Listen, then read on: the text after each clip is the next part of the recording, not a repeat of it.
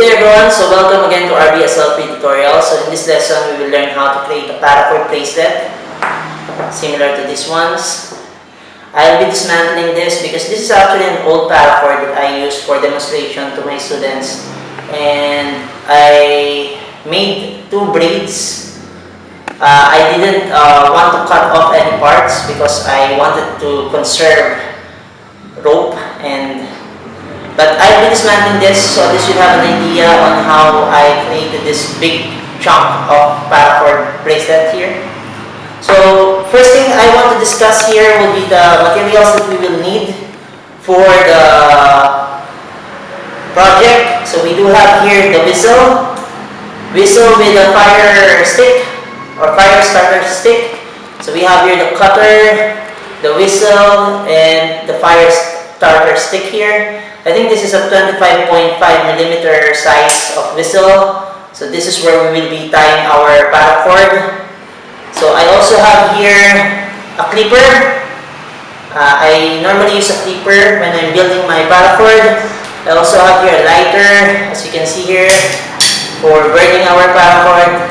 I like this lighter because it has a flashlight. I would really suggest that you buy a similar lighter like this. I don't smoke, but I have a lighter for emergency purposes. I also have here some scissors.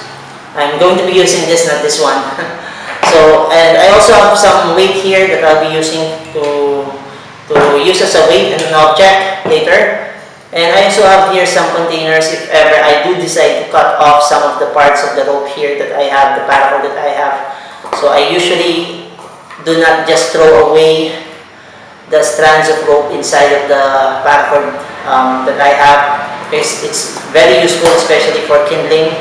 So I just keep it inside of containers like this one. So before we proceed to learning how to tie the rope or the paracord bracelet, or to create the paracord bracelet, I want to first discuss the anatomy of a rope. Okay guys, so let's discuss the anatomy of a rope and some basic knot terms. So at least before we proceed to creating our paracord here, you will have an idea on the basic terms that I will be using as we go along with the lecture. So as you can see here, we have the two tails. You can call them tails, or let's say generally in rope management we call them working ends or ends. But some instructors will be explaining to you that this part, especially the part that you connect to an object or you use to place the knot or connect to an object, this is what we call the standing end. Okay, the standing end. So at least you will be able to differentiate the part of the rope that is connected to an object from the other end, which is the working end that we will be working with. Okay, that's why it's called working end. Okay, so now the part that is down here, which is the body, is what we call the standing part. Standing part of the rope. Okay, that's the standing part. So because that's the one that is laid down. Okay, so if you see in the middle of the rope a formation that we have created here. If, for example, the standing part, we have the standing part here, and you form a formation like this, a curve in the middle of the standing part, that is what we call a bight. Okay, that is what we call a bight. Okay, that is a bight. So sometimes you will hear some instructors telling you create an overhand on a bight, overhand loop on a bight. So that means you have your overhand loop on a bight. Okay, so we have a bight here. So let me just arrange it again. Now, the next thing that I want to explain here is what we call the loop. So generally, when we talk about loops, it's you crossing over on another part of the rope. Okay, so if, for example, here in this example, this is a bight that we have created out of the curve. If we place this and cross it over like this, okay, so that means this part of the rope is a loop. And generally, if we start tying our knot from the top of the rope, okay, that is what we call an overhand knot. Okay? So, but if we go under, okay, so as you can see here, we have the working end here, and it's the direction of the loop here is from the bottom part, and you tie your knot here. That's what we call an underhand loop. Okay, so if it's on top and we start tying our knot from the top, it's an overhand loop. But if it's from the bottom, okay, and we tie our knot from the bottom, so from here, okay, we are starting to tie our knot from the bottom. That is what we call an underhand loop. Okay, so we have a bight. We have a bight.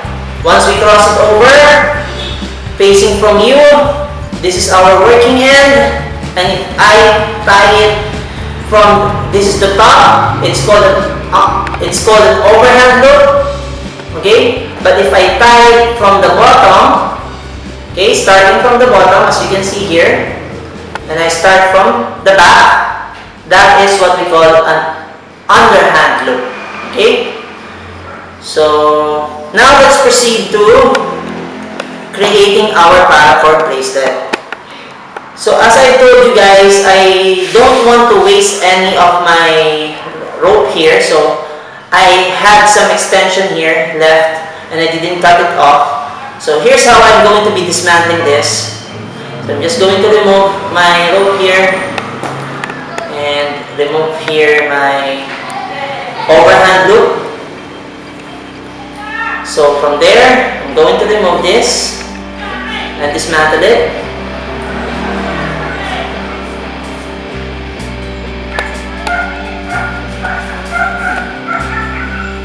So I'm just going to fast forward this later on. So at least you will see that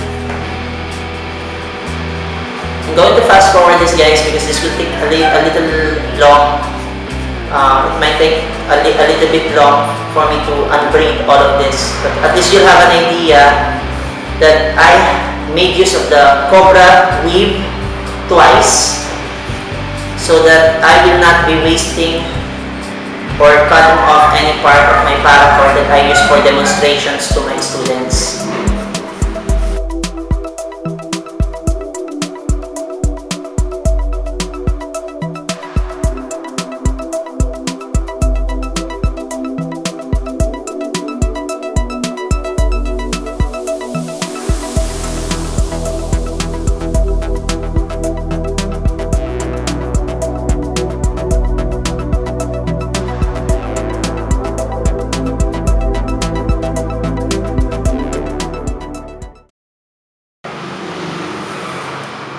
You will see that we now have the same paracord length, similar to this one. If you can see, I just double braided it with a cobra braid because I wanted to conserve the paracord that I have here that I use for demonstration, and I didn't want to just cut it off. That's why I doubled the braid of the paracord. Okay. So if I remove this, similar with how I did the first braid,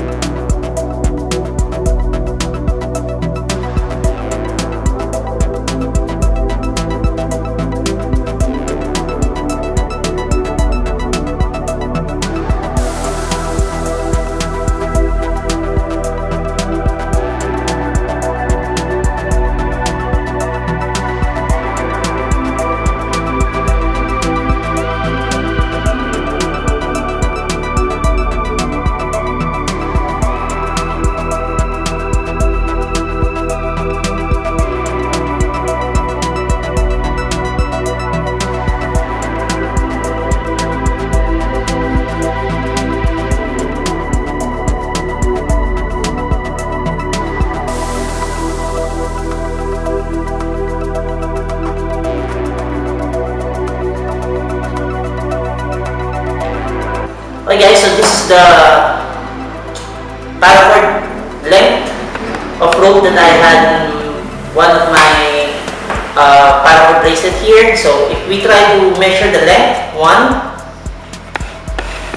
2, 3, 4, 5, and almost 5 something length.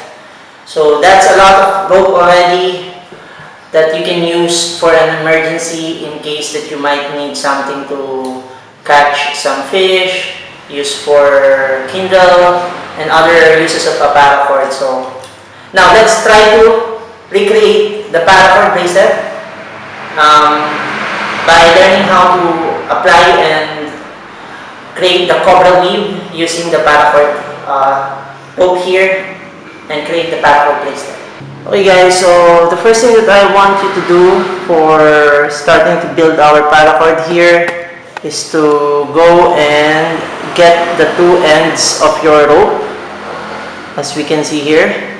That's what I'm going to do here, because this is already an old paracord that I've been using for demonstration to my students, as I told you. So I'm just going to cut off some part of this. So at least it will not be that difficult for us to go and as I told you, I keep those parts as much as possible. Now what we can do here next is to go and burn the thread, okay, just so that we can lock it. Okay, just don't touch that because it will be a bit hot if you do that and you might get burned. So as much as possible, be careful with the fire. Now let's also do that here. Okay, let's wait for that to cool off. So now that we've locked the ends, what we want to do, some would normally use the ends to put it inside of the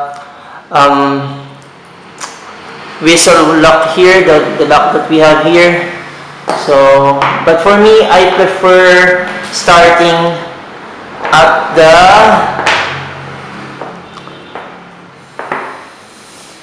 Bight end, or the Bight.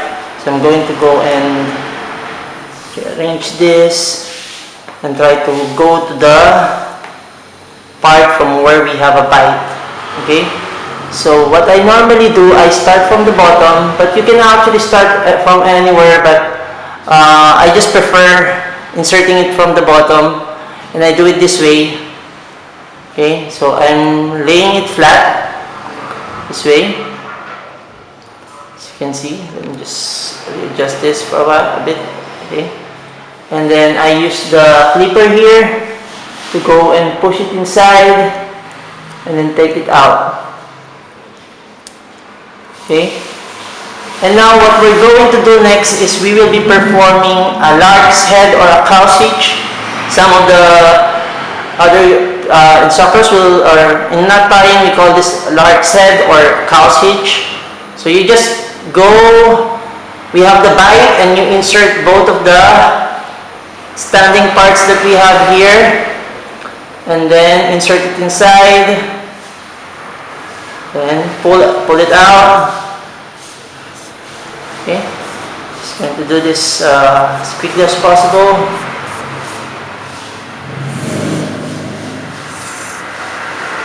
Okay, so now we have a lark's head knot or a cow's hitch here, as you can see. We have a cow's hitch. So that's a cow's hitch, guys. Okay, so that will be from the bottom part. Now what I want to do, I'm going to go through here. I don't want to put the rope on top because it's quite difficult to insert the rope, especially it's a bit, the hole here is a bit thin. So what I normally do, I also start from the bottom. So now guys, I'm going to start from the bottom. So as you can see here, just adjust this. I'm going to take one side here, and then I'm going to insert the same way that I did with the other end. I'm going to push it inside, okay, and then I'm going to pull it out, okay, this way. So if, for example, the burn part of the end is a bit thick, guys, I would suggest that you, because sometimes it will be difficult for you to pull it out, you just try to press it down after it has cooled down, okay? Just press it down, or you can use this tool to press it down. So at least it won't be that difficult for you to insert your working end. So we now have this. Now the other side will be doing the same thing. So we'll also be inserting it that way, as you can see. Okay, so I'm going to push it inside and then pull it out from here.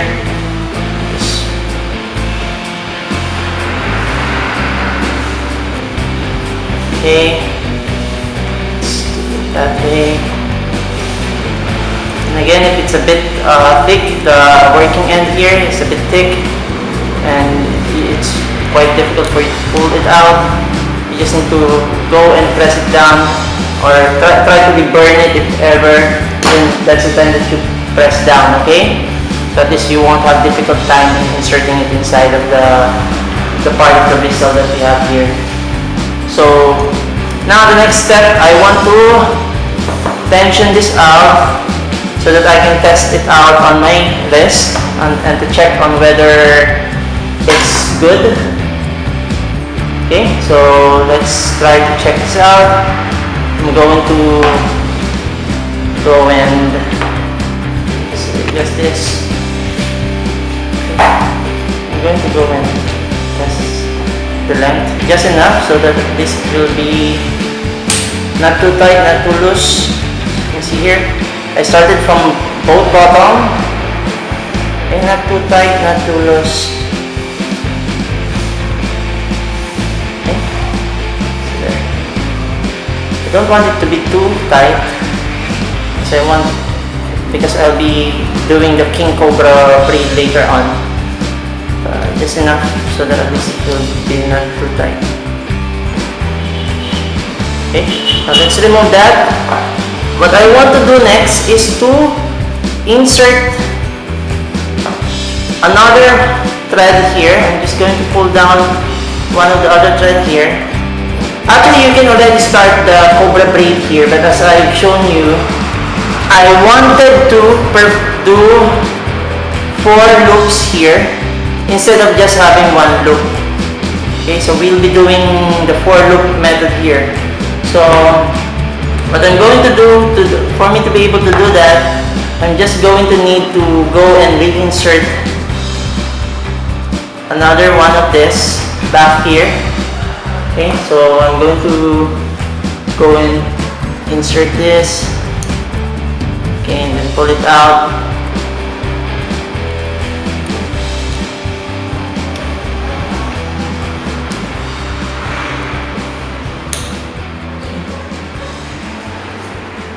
Trying to do this as fast as possible.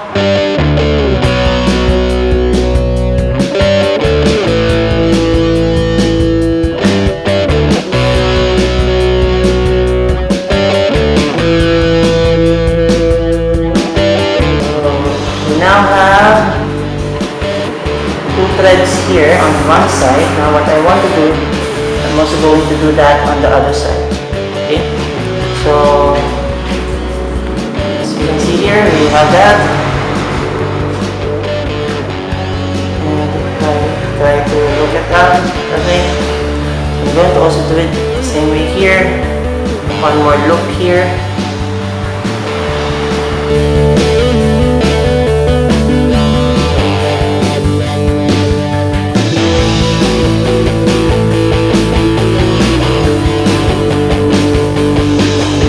So now we have 4 threads moving here. Okay, we now have the 4 loops.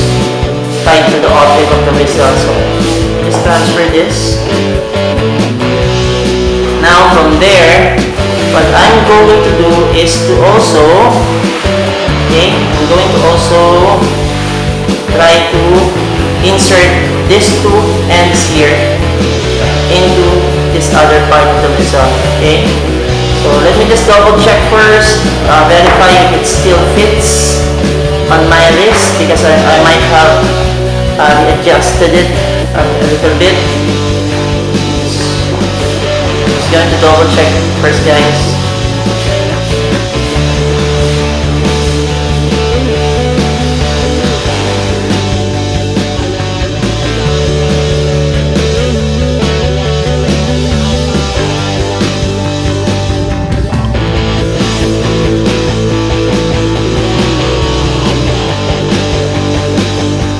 Now the same thing, I'm going to insert one side here.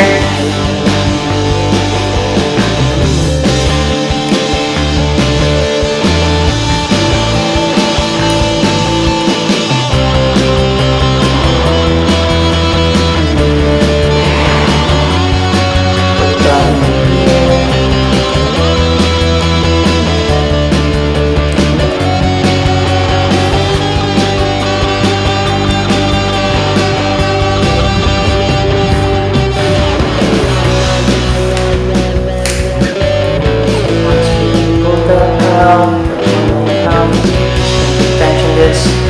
Then the same thing with the other side here.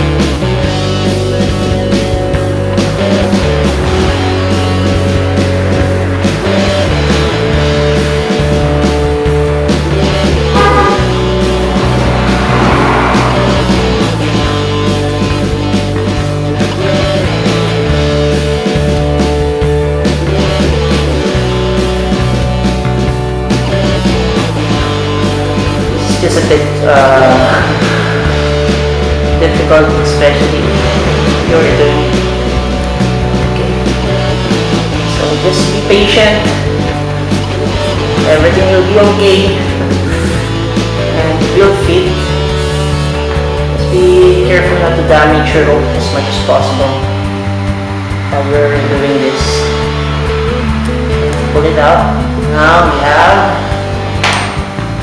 Okay, we now have our 4 standing parts, tension. Okay, so now have it that way. Now what I want to do is to start my braiding already, or my weave. So I'm going to start from this side.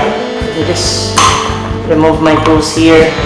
It won't be getting in my way. Okay, so as you can see here, now what I want to do is to start braiding my rope.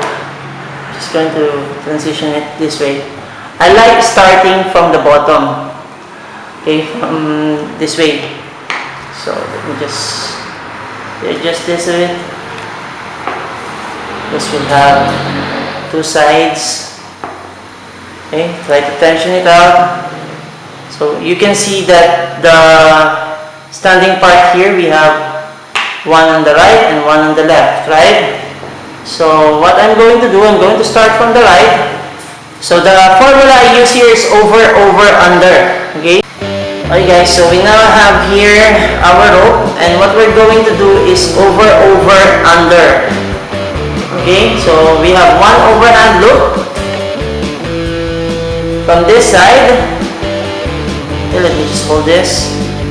I call it overhand because, again, in the anatomy of the rope discussion that we had, if it's on top, it's an overhand loop, right? Then, from this side, it will also be creating an overhand loop once more. So this way, we look that way. Okay?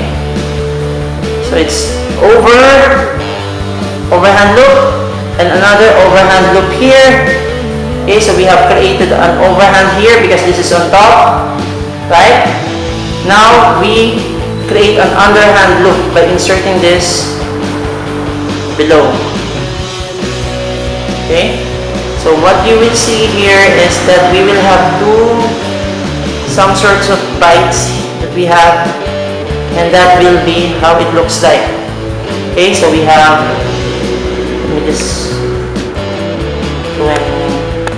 that should be what it looks like, guys. We have some bites here, then we have the overhand loop here, then we have the overhand loop here, then we have the underhand loop here at the bottom. Okay, so now what we're going to do, we can now try to lock our knot here. Okay, let me just adjust this. Try to observe carefully, guys. I'm going to lock it. Just going to make sure that the standing parts are right accordingly.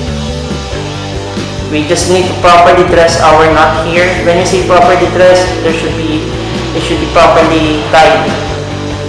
So I'm just going to pull it in a bit more. So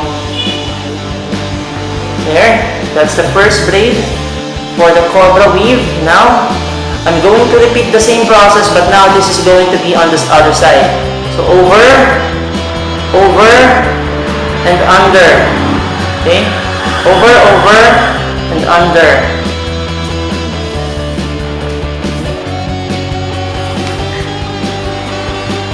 Okay, so let's lock that up. So you will see now that we have here, let me just tension it, just tighten it up a bit. Just this. Now you will see that we have a letter V formation here. And we now have a loop here on the side. So if you get lost from where you should be, if you think you're lost from where you should start your weaving, you just always look at that part, the part from where we have created that loop. Okay, so that's where you will normally start with your overhand.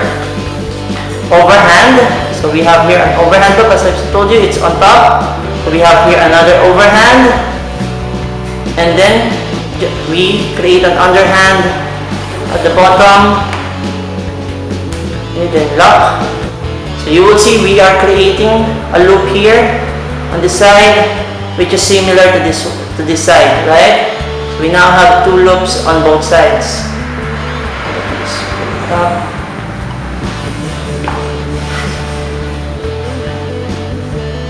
Okay. So again, as I told you, you just need to look for this part of the loop, and here, that's where you will start if you get lost from where you need to start the overhand. So we have over, and under.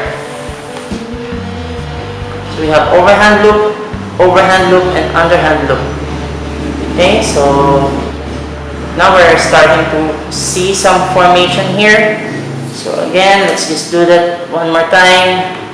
Then I'm going to be fast forwarding this, guys, so at least you will see over, under. Okay, let me just pull this out. So I'm going to pull it back. Tension.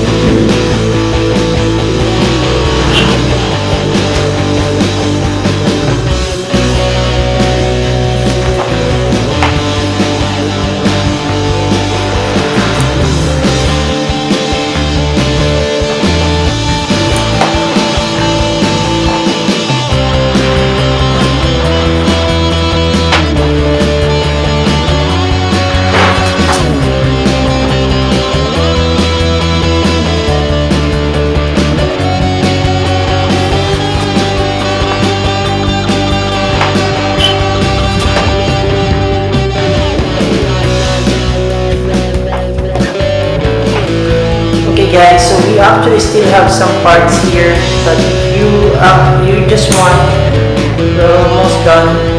Okay, so we can actually go and tie some more here. So over, under.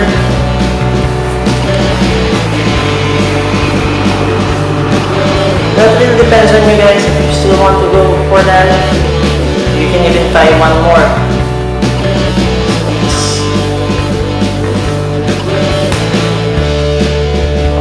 Then tie it up, just like this. Okay. So we still have some extra parts here. Normally, some other guys will do what would other guys do will be to cut that off. You can actually cut that off, then burn the sides as gently as possible, similar to what we did earlier, and that's how you will be able to create. That's the reason why we have some burns here, as you can see, or burnt part of the rope here. That's how some will do it, but for me, I'll be continuing with doing the King Cobra braid using this paracord, so that we won't be wasting any of this length. But for now, at least we were able to create our first paracord bracelet. Okay, so we have our paracord bracelet here, similar to this one. I won't be cutting this off, guys, because we will continue that in our next video for the King Cobra braid. I'm going to be using this for the King Cobra braid, or King Cobra weave, that we will be doing. Okay, so hopefully you learned something, and you've already learned how to create a paracord bracelet similar to this one. So see you on the next lesson.